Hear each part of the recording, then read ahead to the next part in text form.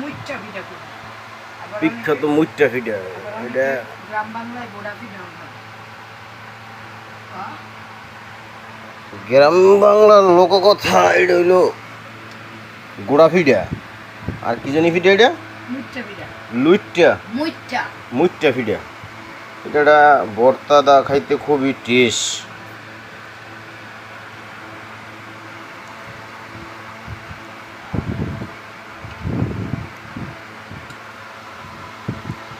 এই গরু তুলে দেন কলচিরা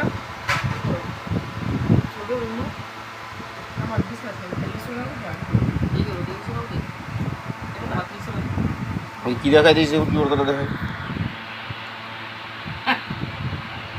এটা বেশ মজা আর কি খাইতে। যত জাল পোকার ভর্তা দিয়া